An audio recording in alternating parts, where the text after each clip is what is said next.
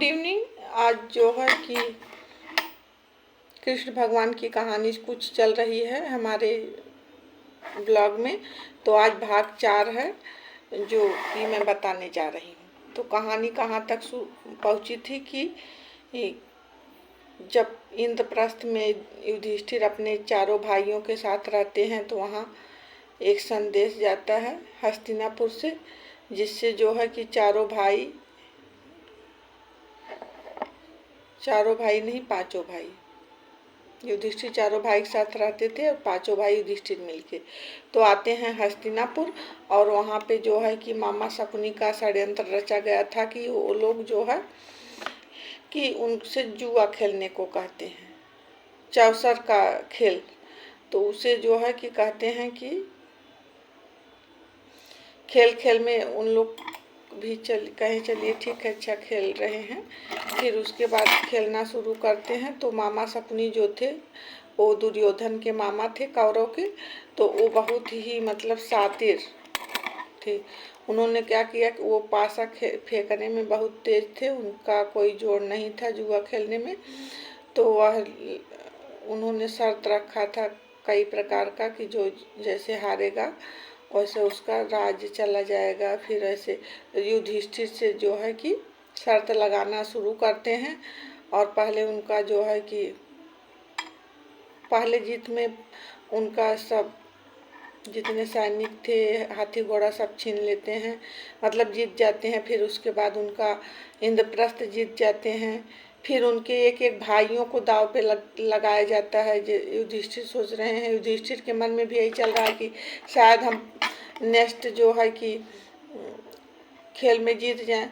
तो ऐसे भीम को दाव पे लगा देते हैं, फिर अर्जुन को, नकुल को, सहदेव को, चारों भाइयों को दाव पे लगा देते हैं और स्वयं को हार बैठते हैं। तो फिर उसके बाद जो है कि लास्ट चांस बचता है। तो उसमें बहुत ही, जैसे कहने का मतलब ये होता है कि जब इंसान चारों तरफ से हारने लगता है ना तो उसकी बुद्धि भी भ्रष्ट होने लगती है। तो उस समय युधिष्ठिर बहुत हार चुके थे। तो उनके पास एक चांस और दिया जाता है कि अगर आप अपनी पत्नी द्रौपदी को दाव पे लगा देंगे तो जो है कि लास्ट चांस है, तो आपका सब कुछ हम लौटा देंगे, हर चीज़। तो फिर उसके बाद युधिष्ठिर बहुत सोचने विचारने के बाद फिर अपनी द्रौपदी को दाव पे लगा देते हैं, अपनी पत्नी को। और जो है उस बार भी हार गए। दुर्भाग्य की बात थी कि लास्ट में भी हार हो जाती है उनकी। और जो है उसके बाद जब हार गए अपनी पत्नी को तो जाहिर सी बात है उनका अधिकार जो है कि कौरव दल पे हो गया। तो दुर्योधन अपने भाई दुशासन से कहता है कि जाओ जो है द्रौपदी को यहाँ सभा में ले आओ। तो जाते हैं दुशासन, उनके भाई जाते हैं। उन द्रौपदी जहाँ विश्राम कर रही थी और उस समय बाल जो है छोड़ी थी, मतलब कंघी नहीं की थी। तो उनका वो आने से मना करती हैं हम नहीं सभा में जाएंगे, जिद करती हैं। तो उनका बाल घसीटते हुए जो है दुशासन, जो दुर्योधन का भाई था, दुशासन खींचते हुए लाता है सभा में। और जो है कि उनको उनकी चीर यानी जो साड़ी पहनी थी, देखिए कितनी भी पौराणिक कथा है लेकिन कितनी दर्दनाक भरी कहानी है कि दुर्योधन कहता है कि ये जो द्रौपदी है इनकी चीर खींच लो और इनको नंगा कर दो, पूरे सभा में इनकी इज्जत ही क्या रह गई है, तो अब हमारी दासी बन गई हैं। और जो है कि इनको तो मैं जीत लिया हूँ जुए में, तो मेरा अधिकार है इनके पे। तो फिर उसके बाद जो है कि दुशासन भी, कहने का मतलब दुशासन भी नहीं मानता है और अपने बड़े भाई की बात मान करके द्रौपदी का जो है चीर खींचना शुरू करता है। द्रौपदी का जब साड़ी खींचना शुरू करता है नंगा करने के लिए, तो उस समय द्रौपदी जो है कि वहाँ पे बैठे भीष्म पितामह, विदुर और जो है कि धृतराष्ट्र जो स्वयं वहाँ के महाराज बने थे, उनको सबको पुकारती हैं, द्रोणाचार्य सबको पुकारती हैं बारी बारी से कि कोई भी मेरी रक्षा करो, कोई भी मेरी रक्षा करो। लेकिन जो है दुर्योधन उन लोग को धमकी दे के बैठाया था कि आप लोग यहाँ हस्तिनापुर के जो है सब कुछ हैं तो आप कोई मदद नहीं कर सकते हैं। ये लोग क्योंकि सब कुछ हार चुके हैं तो ये लोग कुछ नहीं है। तो बहुत फिर उसके बाद जो है कि वो लोग भी नहीं सुनते हैं, फिर अपने पांचों पतियों से जो है कि विनती करती हैं कि हमारी रक्षा करिए। हे धनुर्धर, जो सबसे धनुर्धर माने गए थे अर्जुन से, उनसे रक्षा की भीख मांगती हैं, वो भी नहीं सुनते हैं। कहने का मतलब वो लोग भी बस थे, वो लोग मतलब वो लोग कुछ हारा गया था, तो वो लोग जो दूसरे के बस में थे, भीम को जैसे पांचों पतियों को पुकारती हैं, लेकिन कोई भी उनकी रक्षा नहीं करता है। और जो है लास्ट में अब उनको कोई नहीं सहारा मिला, तो कुछ सोचती हैं कि हे प्रभु, अब तो मेरी लाज इस भरी सभा में चली जाएगी। तो उस समय भगवान कृष्ण का आराधना करती हैं, कहती हैं हे कृष्ण, अब मेरी रक्षा करो। तो कृष्ण भगवान सचमुच में ऐसे हैं कि जो कि दिल से उनको मानता है, वो जो है कि जरूर सुनते हैं, पुकारता है। तो वही कृष्ण भगवान को पुकारती हैं द्रौपदी, और कृष्ण भगवान वहीं से उनके चीर को इतना बड़ा करते हैं कि दुशासन खींचते खींचते खींचते खींचते न जाने कितने मीटर की साड़ी, उस साड़ी की गिनती ही नहीं है कहीं की, मतलब कितनी लंबी हो गई वो साड़ी। और खींचते गए, उसी साड़ी के बीच में द्रौपदी लपेटी हुई अपना गोल गोल घूम रही हैं, लेकिन उनका शरीर से वस्त्र नहीं हटा, और भगवान श्री कृष्ण को पुकार रही हैं। भगवान जो है श्री कृष्ण उस समय आए और उनको जो है निर्वस्त्र होने से बचा लिया। तो बोलो कृष्ण भगवान की है। कृष्ण भगवान ऐसे होते हैं ना, भगवान ऐसे होते हैं कि जिस भी देवी देवता को आप मन से चाहोगे तो जरूर आपकी आवाज़ सुनेंगे। तो जो द्रौपदी कृष्ण की जो है कि समझिए एक मित्रता थी दोनों लोग में, इतनी घनिष्ठ मित्रता थी कि उनके पुकारने पे। और जानते हैं कृष्ण भगवान ने द्रौपदी की रक्षा क्यों की? एक बार कृष्ण के एक हाथ में चोट लगा था, अंगुली में। तो उस समय उनकी वहाँ सब रानियाँ थी, लेकिन जो है कि कोई अपना साड़ी फाड़ के नहीं बांधा। और द्रौपदी जो है अपना जो इतना महंगा साड़ी था, सोना चांदी से जड़ा आंचल, उसको फाड़ती हैं और कृष्ण भगवान की अंगुली में बांध देती हैं। तो वही बांधी थी, तो कृष्ण भगवान को लगा कि मेरी बहन मेरी रक्षा की, मतलब अपने साड़ी का आंचल बांधी थी, और आज उसी बहन को जो है साड़ी की जरूरत है, तो क्या मैं नहीं दे सकता हूँ? तो वही भाई कहा कि लाज तोहार बियाज में राखब, मूल तोहार पड़ा के पड़ाबा। लाज तो आज अपनी बहन का मैं इसके ब्याज में रखूंगा, और जो उसका मूल है वह पड़ा है। तो जो साड़ियाँ बढ़ाई गई थी वो तो उनका ब्याज हो गया था जो बांधी थी। जैसे होता है ना कि कोई किसी को कुछ देता है तो समय जब बीतता है तो उसका मूल्य बढ़ जाता है। तो वही चीज़ कृष्ण भगवान कह रहे हैं कि आज जो मैंने लाज रखा है द्रौपदी का, वो तो ब्याज में रखा है, अभी उनका मूल धन पड़ा है जो मेरे अंगुली में बांधी है। फिर उनको आवश्यकता पड़ेगी तो मैं फिर उनकी रक्षा करूँगा। तो उसके बाद जो है कि फिर द्रौपदी की लाज बच जाती है। फिर वहीं से जो है कि कौरव पांडव लोग प्रतिज्ञा करते हैं, भीम प्रतिज्ञा करते। भीम की प्रतिज्ञा का तो कोई बेजोड़, मतलब ऐसी प्रतिज्ञा थी कि पूरा संसार सुना कि दुशासन, जिस हाथ से तुम जो है कि हमारी पत्नी द्रौपदी का चीर खींचने आए हो, उस हाथ को मैं काट के फेंक दूंगा। और फिर उसके बाद दुर्योधन बोला था कि अब तो तुम मेरी दासी हो गई हो, आके मेरे जंघा पे बैठ जाओ। तो भीम ने प्रतिज्ञा किया कि जिस जंघे पे तुम द्रौपदी को बैठाने की बात कर रहे हो, मैं तुम्हारा उस जंघे को काट के तोड़ दूंगा। वही लास्ट में ही होता है।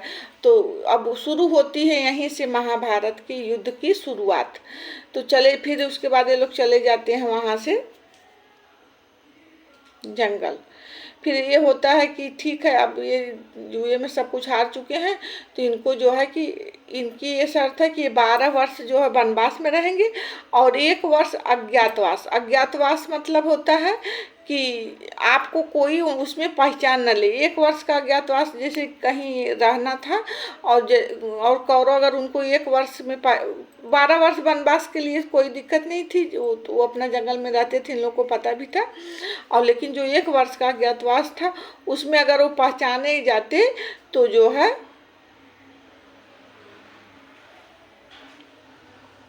फिर से उनको 12 वर्ष वनवास और 1 वर्ष अज्ञातवास फिर पूरा करना पड़ता। ये यही वहाँ पे शर्त रखी गई थी। और जब 12 वर्ष का वनवास 1 वर्ष का अज्ञातवास पूरा करके पांडव आएंगे तब उनका सब कुछ धन वैभव वापस कर दिया जाएगा। तो फिर ऐसे जो है कि चले गए सब लोग। द्रौपदी जो है कि फिर साथ में गई 5 भाइयों के साथ, कहीं नहीं हम साथ चलेंगे, तो वहाँ पे जाती हैं। और माता जो कुंती है ना, उनको जो है हस्तिनापुर रहना पड़ जाता है। तो वो हस्तिनापुर थी और ये लोग चले गए। और बाद में क्या हुआ कि फिर समय ऐसे बीता। समय बीतने के बाद जो है कि आते हैं, 12 वर्ष का अज्ञातवास पूरा हो जाता है। फिर ये लोग एक वनवास पूरा हो जाता है। 1 वर्ष जो अज्ञातवास रह जाता है वह विराट नगर जाते हैं। विराट राजा के यहाँ कोई रसोइया बन जाता है, भीम रसोइया बन गए। और जो है कि जो अर्जुन थे वो बृहन्नला मतलब कि नृत्य मतलब कि जो संगीत सिखाने वाला होता है, विराट की पुत्री उत्तरा थी, उनको नृत्य सिखाते हैं। और 2 भाई जो हैं घोड़े का कारोबार करते हैं। मतलब ऐसे ऐसे सब लोग रहने लगे। और जो द्रौपदी थी वो सैरंध्री बन के उनके जो है दासी, उनकी विराट राजा की रानी जो थी उनकी दासी बन के उनके साथ रहती हैं। तो 1 साल किसी तरह धीरे धीरे बीत जाता है। लास्ट दिन ऐसा होता है कि ये सब विराट के ऊपर चढ़ाई कर देते हैं कौरव लोग युद्ध करने के लिए। उनको शक हो गया था कि पांडव यहीं छिपे हैं, तो ऐसा हो नहीं पाता है। लास्ट में जो है किसी तरह उनका समझिए कि अज्ञातवास पूरा हो गया और 12 वर्ष का वनवास। फिर उसके बाद आते हैं हस्तिनापुर, नहीं आते हैं, वहीं रहते हैं। और जो है तब कृष्ण भगवान आ जाते हैं उसमें। कृष्ण भगवान को शांति दूत बना के, मतलब पहले कोई भी चीज़ होता था ना तो लोग जैसे किसी अपना कोई जो बात रहता था कहने के लिए, वो राज्यसभा में अपना दूत के रूप में किसी को भेजते थे। तो जो है कि कृष्ण भगवान को शांति दूत बना के भेजते हैं और कहते हैं कि क्योंकि ये शर्त थी कि ये लोग वापस आएंगे तो इनका राज्य मिलेगा। तो फिर दुर्योधन जो है देना नहीं चाह रहा है, तो फिर ये लोग आए। तो कृष्ण भगवान जब शांति दूत बन के राज्यसभा में आते हैं तो धृतराष्ट्र उस समय गद्दी पे बैठे थे और उनके पुत्र और मामा शकुनी कर्ण भी सब लोग वहाँ उपस्थित थे। तो कहते हैं कि जो है महाराज पांडव वापस आ गए हैं, अब उन लोग को उनका राज्य वापस कर दिया जाए। तो दुर्योधन कहता है उनका राज्य कोई भी वापस नहीं होगा। फिर उसके बाद कहते हैं कृष्ण भगवान कहते हैं कि 5 भाई हैं, 5 गांव दे दीजिए और ये लोग अपना रह लेंगे, कोई दिक्कत नहीं होगी, मतलब कि और आप लोग राजपाट करिए। और तो मामा शकुनी कहते हैं कि ऐसा करने से क्या आपको लगता है कि 5 गांव लेके पांडव रह सकते हैं? तो कहें हाँ, हमारा विश्वास मानिए रहेंगे।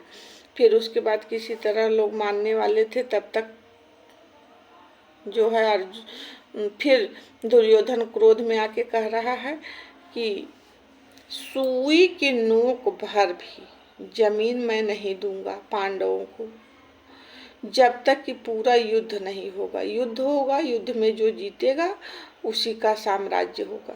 सोचिए। तो कृष्ण भगवान उसमें क्रोधित होते हैं, कहते हैं कि तुम्हारी मति मारी गई है, तुम जो है कि क्यों युद्ध को क्यों आवाहन कर रहे हो, ऐसा मत करो और जो है मान जाओ। उस पे जो है कि दुर्योधन क्रोधित हो जाता है और क्या करता है कि एक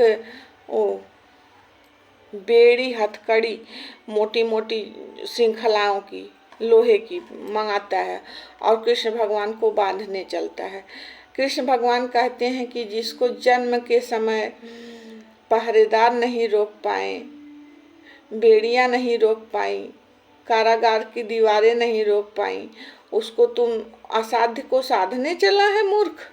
तो फिर दुर्योधन नहीं मानता है, उनको बंधवाने की कोशिश करता है। वो भगवान कृष्ण स्वयं जो है कि उनकी लीला अपरंपार है, जो है वो उनकी श्रृंखलाओं को हाथ में लेके रख देते हैं और उसके बाद जो है कि जो उनको सैनिक लोग भेजे थे उनको पकड़ने के लिए वो दूर के दूर खड़े ही रह जाते हैं, हिल ही नहीं पाते हैं। तो फिर कृष्ण भगवान वहाँ पे हस्तिनापुर में बहुत सारे 56 भोग और उनके रहने की व्यवस्था की गई थी, तो वहाँ नहीं रुकते हैं और वह उनके मंत्री के घर विदुर के घर जाते हैं, वहाँ साग खाते हैं। तो वही कहा, मतलब पौराणिक कथा में लिखा गया है ना कि दुर्योधन घर मेवा त्याग्यो, साग विदुर घर खायो।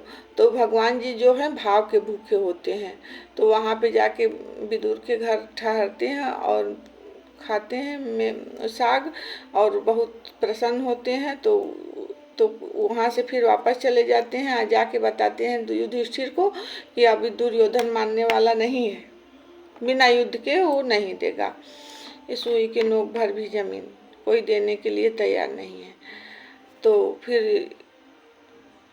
ये हुआ कि अब युद्ध तो होना है, तो फिर युद्ध के लिए जो है दोनों पक्ष अपना सैनिक बटोरने लगे। कोई वो सब लोग मतलब सबसे ज़्यादा सैनिक किसके पास था? दुर्योधन के पास था।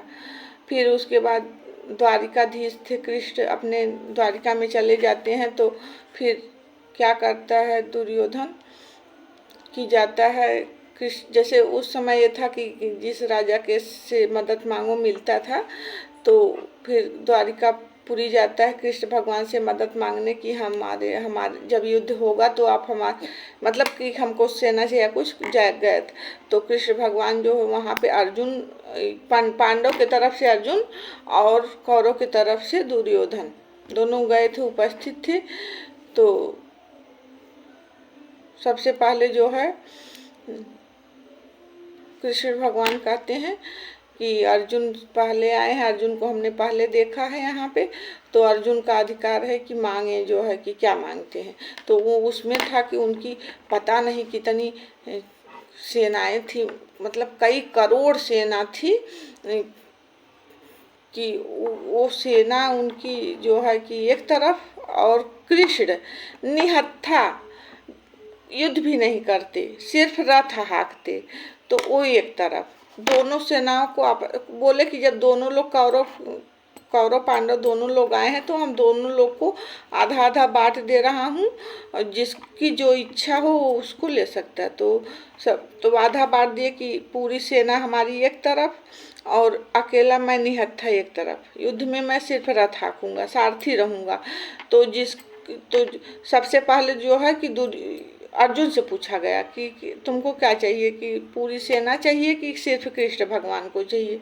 तो अर्जुन कहे कि सिर्फ हमको केशव आप ही चाहिए, हमको जो है सेनाएं नहीं चाहिए। और तब दुर्योधन तो बहुत खुश हुआ कि मूर्ख अर्जुन जो है सिर्फ निहत्था श्री कृष्ण को लेके क्या करेगा, मुझे तो इतनी सेना मिल जाएगी तो मैं वैसे भी परास्त कर दूंगा सबको। तो जो है यही होता है, कृष्ण भगवान जो अर्जुन कृष्ण को चुनते हैं और दुर्योधन उनकी सेना को। फिर आ जाते हैं लोग, फिर ऐसे तब फिर युद्ध शुरू होगा। आगे कहानी बाद में बताएंगे, तब तक के लिए बाय। और हमारे चैनल को लाइक सब्सक्राइब करिए। देखिए हम पौराणिक कथाएं जो है आपको बताते रहते हैं, अच्छी जो है कि आधुनिक युग में पौराणिक कहानी भी बताना बहुत बड़ी बात है, क्योंकि लोग जो है जो भूलते जा रहे हैं, हम उसी को याद दिलाने की कोशिश में लगे हैं। क्योंकि जब पेड़ का जड़ नहीं पता रहेगा ना, तो जो उसकी पत्तियां डाल निकलती हैं तो उसका कोई लता पता नहीं होता कि कब वो गिर जाएंगी।